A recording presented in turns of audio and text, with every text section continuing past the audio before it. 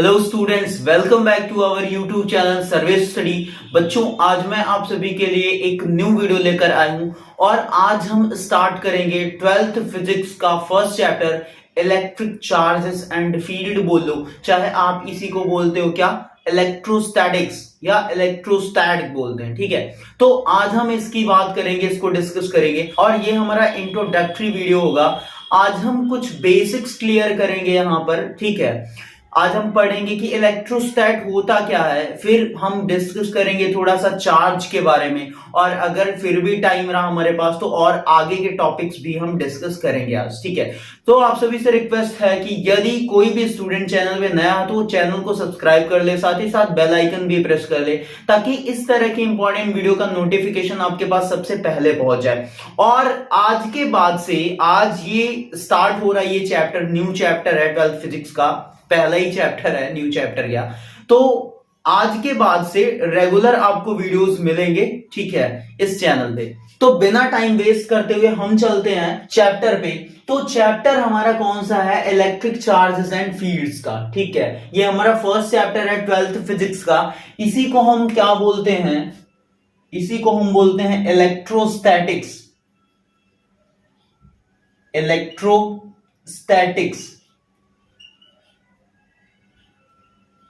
या इलेक्ट्रोस्टैट भी बोलते हैं इसको, ठीक है। अब देखो, इसको इलेक्ट्रोस्टैट क्यों बोलते हैं या इलेक्ट्रोस्टैटिक्स क्यों बोलते हैं। ये जो इलेक्ट्रो वर्ड होता है, इसका मतलब होता है, चाहे इलेक्ट्रॉन बोल लो आप,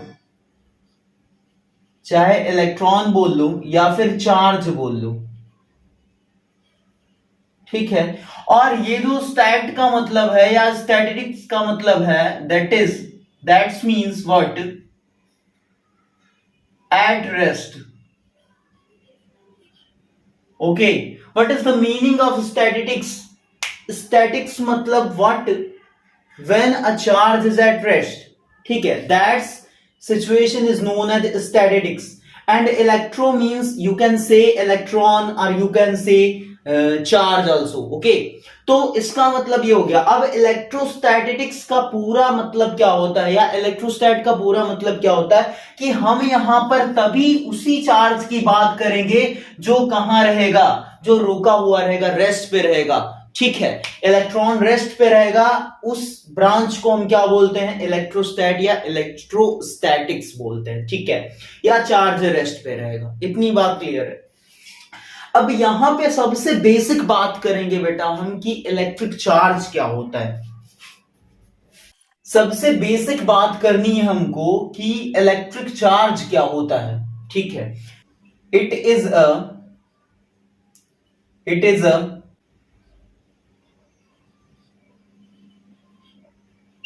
इंट्रिंसिक प्रॉपर्टी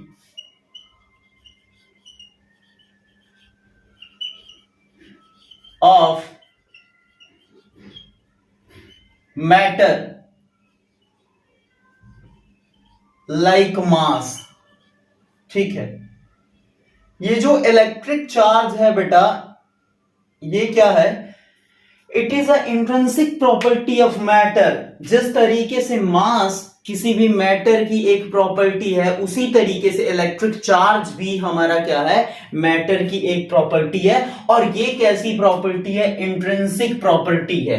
इंट्रिंसिक का मतलब आप समझ रहे हो, इनहेरेंट प्रॉपर्टी, इसके अंदर की प्रॉपर्टी है, मतलब ये अंदर से आती है, बाहर से ना प्रकट हो जाती कि किसी को देख करके चार्ज वाली प्रॉपर्टी आ जाएगी, ठीक है, ऐसा कुछ भी नहीं है, ठीक। तो ये हमारी इंट्रिंसिक प्रॉपर्टी है मैटर की, जिस तरीके से हमारा क्या है, मास है। जैसे कि आपने ग्रेविटेशन पढ़ा होगा 11th फिजिक्स में, तो ग्रेविटेशन में जिस तरीके से मास के बीच में फोर्सेस होते हैं, मास की स्टडी हम करते हैं, वो सेम का सेम यहां पर हम बात करेंगे। बस वो सारी बातें हम चार्ज के लिए करेंगे, कुछ चीजें आपको डिफरेंट मिलेंगी, बट टोटल क्या रहेगा, उसी का दूसरा वर्जन रहेगा। मतलब कि जिस तरीके से दो मास पार्टिकल्स के बीच में हमारा ग्रेविटेशन फोर्स लगता है, उसी तरीके से दो चार्जेस के बीच में यहां पे हम बात करेंगे इलेक्ट्रोस्टैटिक फोर्स की, दैट इज कूलम फोर्स, ठीक है। कूलम्स लॉ पढ़ेंगे हम यहां पर नेक्स्ट वीडियोस में, ठीक है। ये बेटा जो चार्ज होता है, चार्ज जो होता है हमारा, ये एक स्केलर क्वांटिटी है।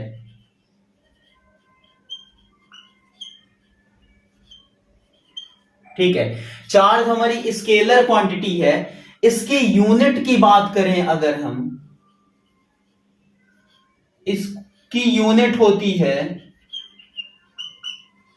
कूलम। ठीक है, इसको कैपिटल सी से रिप्रेजेंट करते हैं, इसकी यूनिट कूलम होती है। ठीक है, या फिर अगर छोटी यूनिट्स की बात करोगे तो स्टैट कूलम, ये सब चीजें आ जाएंगी। ठीक है, अब एक बात ये समझो बेटा कि ये जो चार्ज होता है ना, ये जो चार्ज होता है,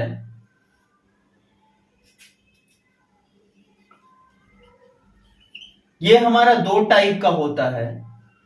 एक होता है पॉजिटिव चार्ज और एक होता है निगेटिव चार्ज। ठीक है, आप एचसी वर्मा की बुक उठाओगे तो वहां पर ये चीजें मिलती है, और उन्होंने किस तरीके से एक्सप्लेन किया, उन्होंने बोला कि जब इलेक्ट्रॉन इलेक्ट्रॉन को टुगेदर करके रखा गया, एक साथ में रखा गया, और एक बार क्या किया गया, इलेक्ट्रॉन और प्रोटॉन को एक साथ में रखा गया, तो वहां पर एक चीज देखने के लिए यह मिली कि जब इलेक्ट्रॉन इलेक्ट्रॉन को साथ रख रहे हैं तो फोर्स ऑफ रिपल्सन वहां पे एक्ट कर रहा है, और जब इलेक्ट्रॉन और प्रोटॉन को एक साथ रखा जा रहा है तो फोर्स ऑफ अट्रैक्शन देखने के लिए मिल रहा है। तो वहां से ये कंक्लूजन निकल करके आया कि जो हमारे चार्जेस होते हैं वो दो टाइप के होते हैं। इलेक्ट्रॉन पे सेम टाइप का चार्ज है, मतलब दोनों इलेक्ट्रॉन पे हमारा नेगेटिव चार्ज है, और इलेक्ट्रॉन पे नेगेटिव है तो प्रोटॉन पे पॉजिटिव चार्ज है, जिसकी वजह से अट्रैक्टिव फोर्स वहां पे एक्ट कर रही है। ठीक है, ये एचसी वर्मा में इस तरीके से लिखा गया कि 1 सेंटीमीटर अपार्ट रखेंगे तो फोर्स ऑफ अट्रैक्शन लग रहा था इलेक्ट्रॉन प्रोटॉन के बीच में, और इलेक्ट्रॉन इलेक्ट्रॉन के बीच में फोर्स ऑफ रिपल्सन लग रहा था। ठीक है, वहां पर स्टार्टिंग में ये भी बात करी गई है कि दो इलेक्ट्रॉन के बीच में कितना ग्रेविटेशनल फोर्स काम करेगा और कितना हमारा ये कोलंबियन फोर्स होगा, मतलब इलेक्ट्रोस्टैटिक फोर्स होगा। ठीक है, इलेक्ट्रोस्टैटिक फोर्स ग्रेटर देन होता है। अब देखो, तो चार्जेस हमारे दो टाइप के होते हैं, पॉजिटिव और निगेटिव। अगर हम लाइक चार्जेस की बात करेंगे, जैसे हमारे पास एक पॉजिटिव है दूसरा पॉजिटिव है, तो यहां पर क्या एक्ट करेगा, अट्रैक्शन फोर्स, अट्रैक्शन फोर्स। और अगर एक पॉजिटिव है हमारे पास दूसरा निगेटिव है, तो यहां पर क्या एक्ट करेगा, रिपल्सन फोर्स।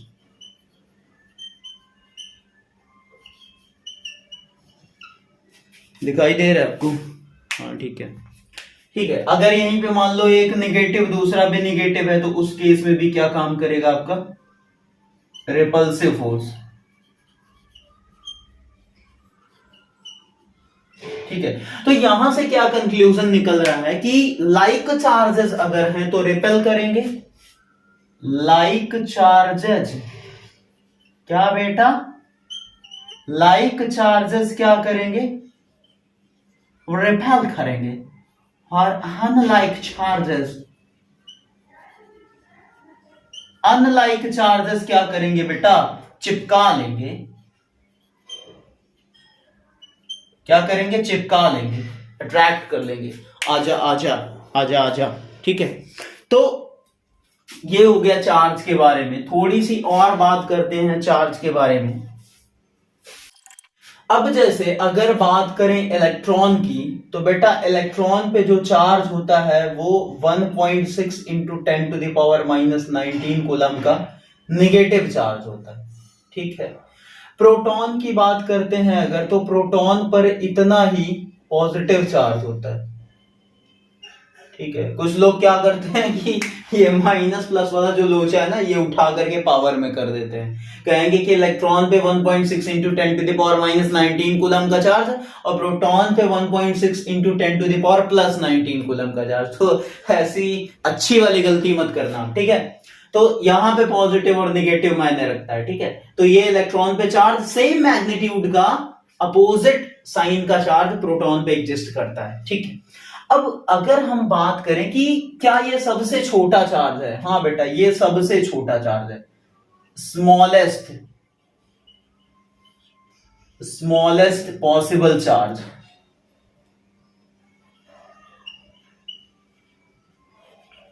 पॉसिबल चार्ज, ठीक है। बट एक बात अगर हम करें कि प्रोटॉन क्या सबसे स्मॉलेस्ट पार्टिकल है? नहीं, प्रोटॉन भी हमारा मिलकर के बना। थोड़ा सा डीप जा रहे हैं हम। थोड़ी सी बात करें अगर न्यूट्रॉन की, तो न्यूट्रॉन पे जो चार्ज होता है वो कोई चार्ज नहीं होता, ये न्यूट्रल होता है। ठीक है, इस पे कोई चार्ज नहीं होता है, इस पे नेट चार्ज 0 होता है। अब बेटा जो प्रोटॉन और न्यूट्रॉन्स होते हैं, जो प्रोटॉन और न्यूट्रॉन होते हैं, ये हमारे क्या होते हैं? ये मिलके बने होते हैं क्वार्क से। ठीक है, ये किस चिड़िया का नाम है पता है? मतलब ऐसे ही समझ लो कि ये न्यूक्लियर पार्टिकल है कोई। ठीक है, अब जो हमारा प्रोटॉन और न्यूट्रॉन न्यूक्लियस में एग्जिस्ट करता है, तो ये प्रोटॉन और न्यूट्रॉन किससे मिलकर बने होते हैं? क्वार्क से मिलकर बने होते हैं। क्वार्क्स हमारे 6 टाइप के होते हैं, ये सब आपको पढ़ना नहीं है, बस बेसिक जानकारी आप ले लो। 4 5 अच्छा, ठीक है। क्या क्या? Up down strange, charm, top, bottom. ठीक है, this is the type of quarks. ये क्वार्क्स के टाइप हैं, 6 टाइप्स होते हैं। Up down strange charm top bottom. ठीक है, ये क्वार्क्स के टाइप होते हैं। क्वार्क्स हमारे 6 टाइप्स के होते हैं। और जो हमारा प्रोटॉन और न्यूट्रॉन होता है बेटा जी, वो प्रोटॉन और न्यूट्रॉन इन्हीं क्वार्क से मिलकर के बने होते हैं। बट इलेक्ट्रॉन से छोटा चार्ज हमारा पॉसिबल नहीं है।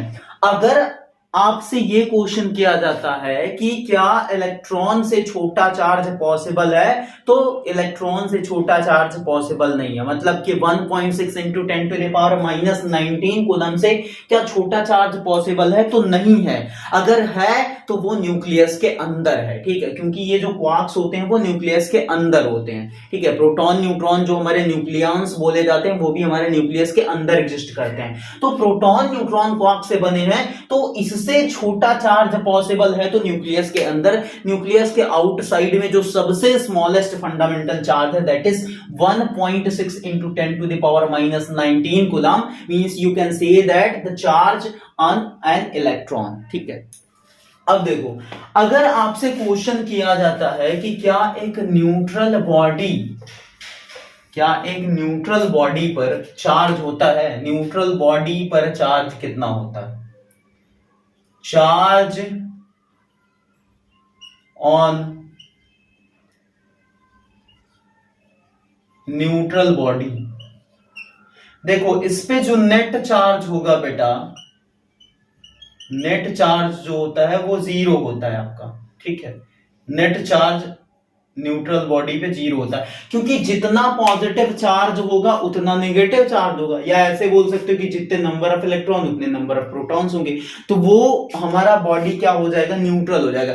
जैसे आपने छोटी क्लास में पढ़ा होगा कि एटम इज इलेक्ट्रिकली न्यूट्रल। तो एटम को इलेक्ट्रिकली न्यूट्रल इसलिए बोला जाता है, फॉर एग्जांपल आप सोडियम का एग्जांपल ले लो, तो सोडियम का एटॉमिक नंबर 11 होता है, तो उसमें 11 इलेक्ट्रॉन होते हैं और 11 ही प्रोटॉन्स भी होते हैं। तो जितना पॉजिटिव चार्ज उतना नेगेटिव चार्ज, दोनों मिलकर क्या कर देंगे? कैंसिल कर देंगे। ठीक है, तो इस वजह से एटम को इलेक्ट्रिकली न्यूट्रल बोला जाता है। तो नेट चार्ज किसी भी न्यूट्रल बॉडी पे कितना होगा? 0 होगा। ठीक है, बाकी इसका मतलब ये नहीं है कि उसमें इलेक्ट्रॉन नहीं है, उसमें प्रोटॉन नहीं है। उसमें इलेक्ट्रॉन भी हैं बेटा, उसमें प्रोटॉन भी हैं, बट दोनों का नंबर सेम है। ठीक है, अब देखो, अगर हम किसी भी न्यूट्रल बॉडी से, मान लो कि हमारे पास एक न्यूट्रल बॉडी है, न्यूट्रल बॉडी, क्या? Neutral body. अगर इसमें से हम क्या करेंगे? इलेक्ट्रॉन रिमूव करेंगे। ठीक है, और एक केस में ले रहा हूं कि इलेक्ट्रॉन ऐड कर रहा हूं। ठीक है, अगर इलेक्ट्रॉन में ऐड करता हूं, ऐड करने का सिंबल कुछ ऐसा बना लो। ठीक है, इलेक्ट्रॉन मैंने क्या कर दिया? ऐड कर दिया, और यहां पर इलेक्ट्रॉन निकाल लिया। तो अगर इलेक्ट्रॉन निकालूंगा मैं, आप समझो इसको अच्छे से कि न्यूट्रल बॉडी है, उसमें से इलेक्ट्रॉन निकालूंगा तो इलेक्ट्रॉन का नंबर कम हो जाएगा। इसका मतलब क्या है कि उस पर पॉजिटिव चार्ज बढ़ जाएगा। मतलब जब इलेक्ट्रॉन रिमूव करेंगे न्यूट्रल बॉडी से, तो वो बॉडी क्या हो जाएगी? Positively charged body, positively charged body, ठीक है।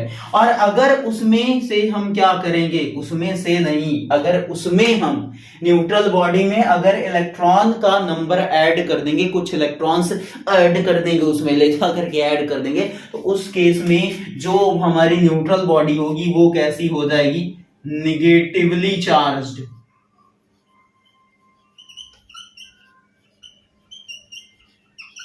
वो बॉडी कैसी हो जाएगी, दिख रहा है आपको, निगेटिवली चार्ज्ड हो जाएगी बेटा।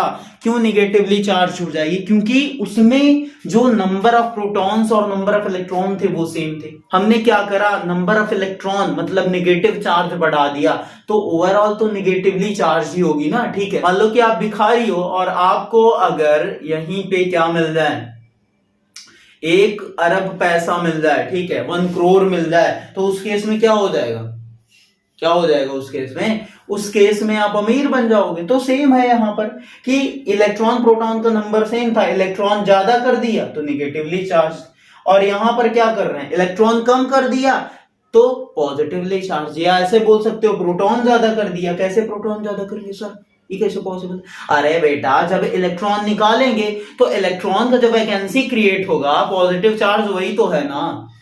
क्यों आप नहीं समझ रहे हो, ठीक है। तो ये चीज होगी। अब देखो बेटा, जो हमारा चार्ज होता है, जो हमारा चार्ज है, इसके लिए हमने क्या बोला कि ये एक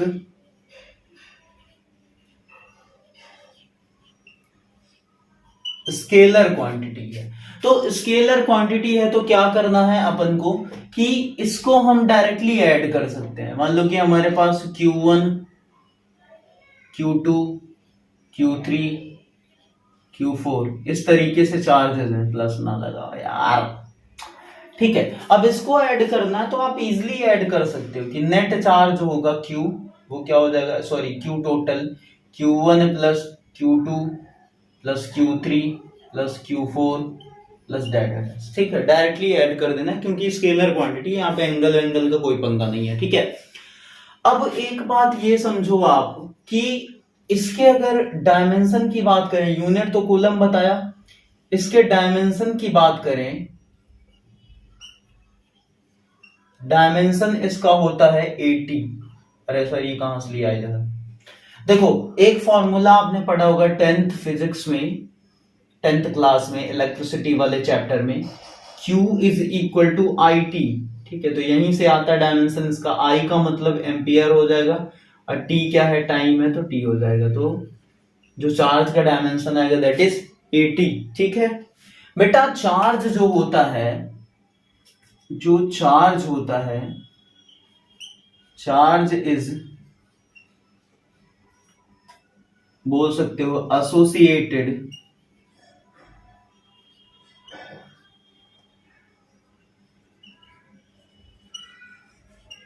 विद द मास, ठीक है। मास से ही चार्ज आता है, मतलब कोई भी पार्टिकल है अगर उसमें मास है तो ही चार्ज होगा। ये जरूरी है बेटा कि चार्ज होने के लिए क्या होना चाहिए, मास होना जरूरी है। क्योंकि अगर मास ही नहीं है तो फिर चार्ज ना हो सकता बेटा। ऐसा पॉसिबल नहीं है कि उसमें चार्ज हो बट मास ना हो, ठीक है, ये पॉसिबल नहीं है। बट ये श्योर है कि अगर उसमें चार्ज है तो मास जरूर होगा, क्योंकि विदाउट मास के चार्ज एग्जिस्ट नहीं करेगा, ठीक है। और जो हमारा चार्ज होता है बेटा, जो हमारा चार्ज होता है वो क्या होता है, इनवेरिएंट होता है, इनवेरिएंट होता है। अगर मास की बात करोगे, मास की बात करोगे तो ये वेरी करता है, या वेरिएंट बोल सकते हो, ठीक है। मास हमारा वेरी करेगा लेकिन चार्ज वेरी नहीं करेगा। जैसे कि बोलते हैं कि हम क्या करें, दौड़े अगर, और दौड़ रहे हैं तो दौड़ने के केस में क्या होता है, हमारा जो मास है वो इंक्रीज कर जाएगा, ठीक है। तो उस केस में अगर हम चार्ज की बात करें कि चार्ज को दौड़ाएं, ऐसे स्पीड ऑफ लाइट दे दें, ठीक है, तो उस केस में भी चार्ज हमारा वेरी नहीं करेगा। ऐसा नहीं कि 1 कूलम है तो 100 कूलम पहुंच जाएगा, ये नहीं है चार्ज के साथ, ठीक है। अब एक इंपॉर्टेंट बात आप ये सुनिए, ये थोड़ा अच्छी बात है बेटा। जब आप डीसी पांडे सर की बुक पढ़ोगे तो वहां पर एक लाइन लिखी गई है, मैं उसको एक्सप्लोर कर रहा हूं यहाँ पे, कि जो चार्ज होता है या चार्ज्ड पार्टिकल है, अगर हमारे पास चार्ज्ड पार्टिकल है, अगर ये चार्ज्ड पार्टिकल की जो वेलोसिटी है बेटा वो जीरो है, तो जब इसकी वेलोसिटी जीरो होगी इसका मतलब कि चार्ज हमारा कहां रहे, रेस्ट पर रहे। तो रेस्ट पर रहने के केस में ये क्या करेगा, वनली प्रोड्यूसेस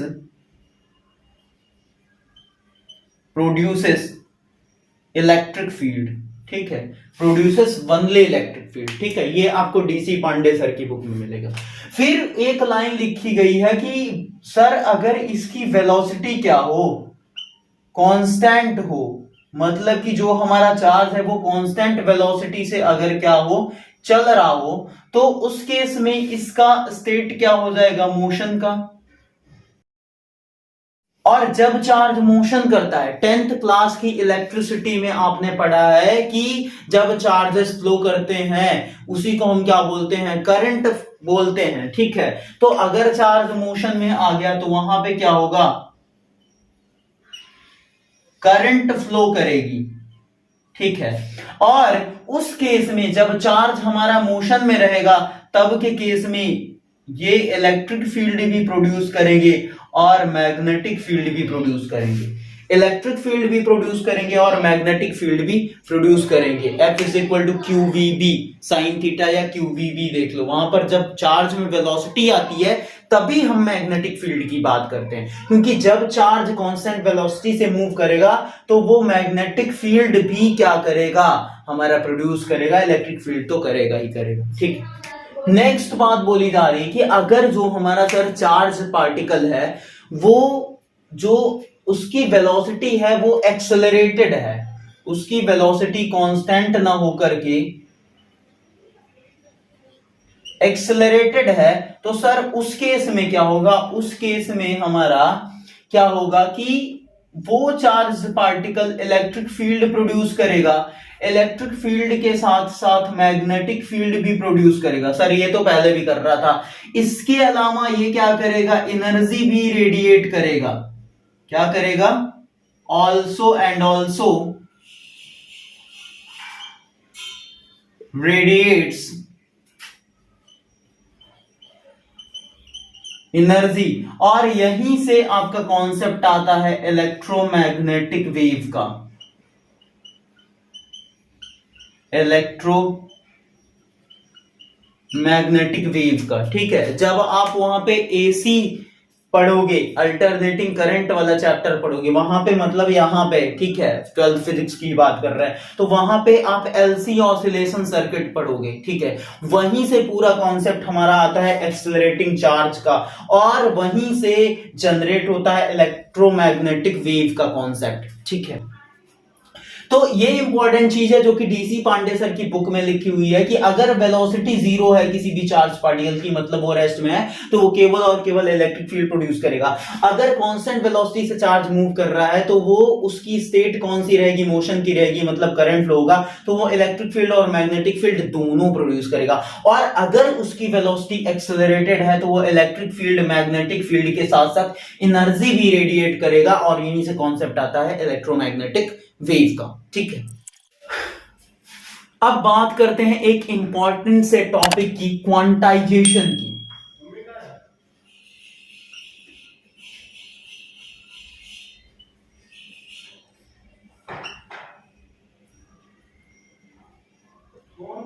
क्वांटाइजेशन क्या होता है बेटा, क्वांटाइजेशन का मतलब होता है कि फिक्स्ड,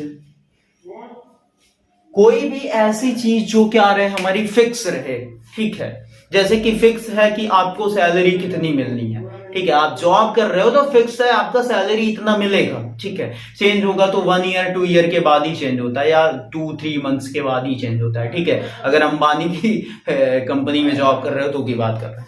तो जो फिक्स्ड क्वांटिटी होगी, फिक्स्ड जो चीज होगी, उसी को हम क्या बोलते हैं, क्वांटाइजेशन बोलते हैं। तो क्वांटाइजेशन का मतलब क्या होता है कि फिक्स्ड कोई भी चीज, ठीक है। अब इसका मतलब क्या है, इसका मतलब ये है बेटा कि जो हम चार्ज दे पाएंगे किसी भी बॉडी को। अगर हमको किसी भी बॉडी से चार्ज निकालना है या फिर किसी भी बॉडी में चार्ज इंजेक्ट करना है, अरे कोई मेडिसिन थोड़े ना है जो इंजेक्ट करोगे इंजेक्शन लगा करके, कोई लिक्विड थोड़े ना है। मतलब कि अगर किसी भी बॉडी को चार्ज देना है, उसमें चार्ज ऐड करना है या उसमें से चार्ज निकालना है, तो वो चार्ज हम ऐड कर पाएंगे या निकाल पाएंगे वो ई के इंटीग्रल मल्टीपल में, ई के इंटीग्रल मल्टीपल में। ठीक है, मतलब अगर हम किसी भी बॉडी से चार्ज निकाल रहे हैं या फिर उसको चार्ज दे रहे हैं तो वो हम किसके मल्टीपल में कर पाएंगे, ई के इंटीग्रल मल्टीपल में। ठीक है, मतलब मैं लिख सकता हूं कि charge is integral multiple of e. ठीक है, ई का इंटीग्रल मल्टीपल होता है चार्ज। मान लो एक न्यूट्रल बॉडी है हमारे पास, एक न्यूट्रल बॉडी है, अगर इसको हम चार्ज देते हैं तो हम क्या देंगे, Q is equal to minus N E हो जाएगा। ठीक है, जो भी हम चार्ज देंगे वो E के इंटीग्रल मल्टीपल में देंगे, और चार्ज इसको देंगे तो बॉडी कैसी हो जाएगी बेटा, निगेटिवली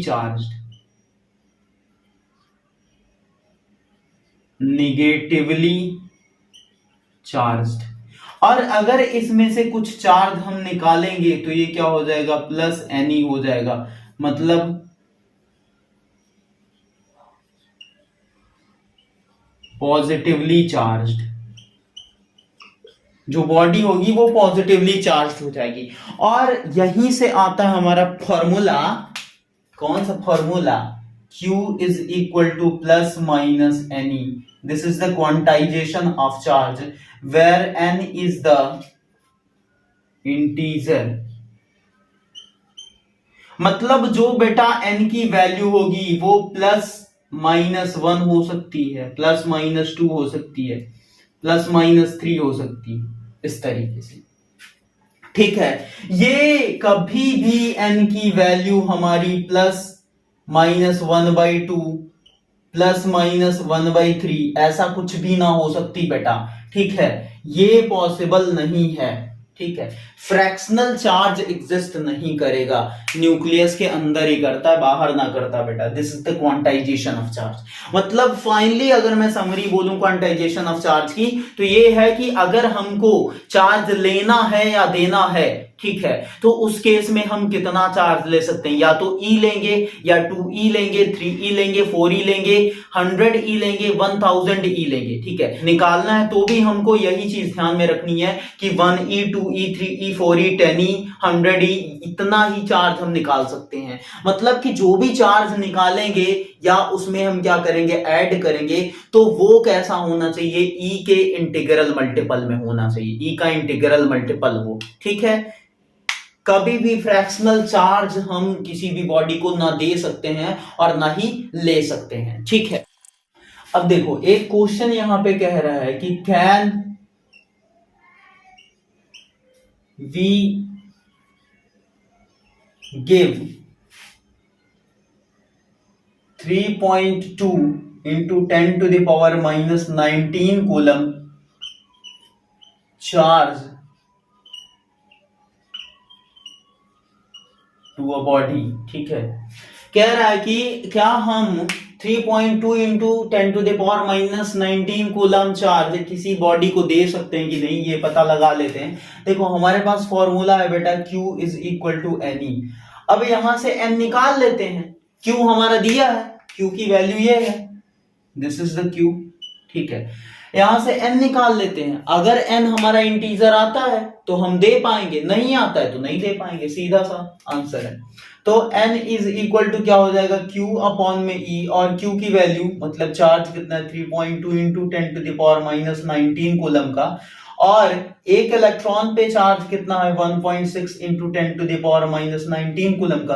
तो ये इससे क्या होगा, उड़ जाएगा, ये हो जाएगा 16 दूना 32, मतलब कि 2। n की जो वैल्यू आ रही है वो 2 आ रही है, तो 2 क्या है, इंटीजर है हमारा, तो इसका मतलब कि हम इतना चार्ज दे सकते हैं, कोई प्रॉब्लम नहीं। तो आज इस लेक्चर को हम यहीं पे क्या कर रहे हैं, एंड कर रहे हैं। तो आप कमेंट करके हमको बताइएगा कि ये वीडियो आपको कैसा लगा, ठीक है। आपके क्या डाउट्स हैं, जो भी डाउट्स हैं आप कमेंट सेक्शन में मेंशन कर सकते हैं।